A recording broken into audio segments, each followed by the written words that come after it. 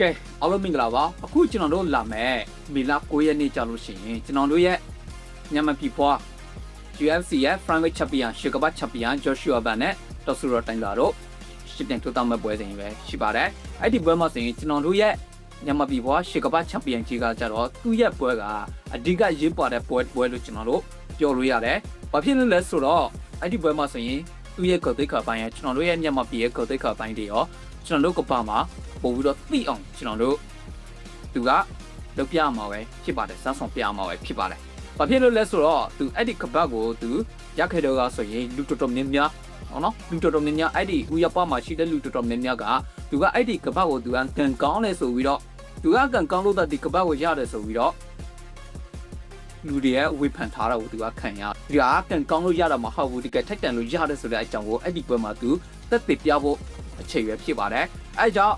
အဲ့ဒီမှာဆိုရင်သူကချန်ပီယံနဲ့ထိုက်တန်ကြောင်းသူသက်သေပြရမှာပွဲလည်းဖြစ်တယ်။နောက်ပြီးတော့ကျွန်တော်တို့ရဲ့မြန်မာပြည်သူသားတွေရဲ့မြန်မာပြည်သူသားတွေရဲ့ကောက်ကိုကပတ်လက်မှာမြင့်တင်ပေးနိုင်မဲ့ပွဲလည်းဖြစ်တယ်။အဲ့ဒီသူတို့နေရာရဲ့အချက်လက်ကိုကြတော့ကျွန်တော်လွန်ခဲ့တဲ့ဗီဒီယိုမှာဆိုရင်ကျွန်တော်တင်ဆက်ထားပေးပြီးကျွန်တော်ပြထားပေးပြီးကျွန်တော်အဲ့ဒါတွေကျွန်တော်မပြောပြတော့ဘူး။အဲ့ဒီပွဲကဘာကြောင့်အရေးကြီးလဲဆိုတော့ဟိုကျွန်တော်တို့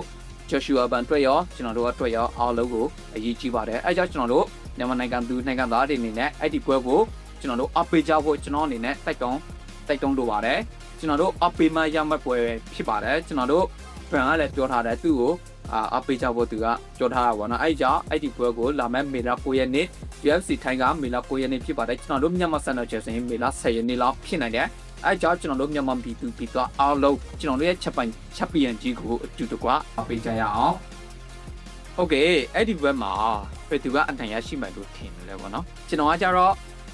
မြန်မာပြည်သားတရားဖြစ်တဲ့အနေနဲ့ကြောင့်ကျွန်တော်က van နိုင်မယ်လို့ပဲကျွန်တော်တို့လောကကို 100% ယုံကြည်ထားပါဘောနော်ကျွန်တော်လေးရဲ့ champion ကြီးကိုအဲ့ဒီရှုကပတ်ကိုလည်းသူ 100% တိကဖွင့်နိုင်မယ်လို့ပဲကျွန်တော်ကသူ့ကိုယုံကြည်ထားတာပါနော်โอเคအားလုံးပဲကျွန်တော်တို့ဒါမဲ့မေလ9ရက်နေ့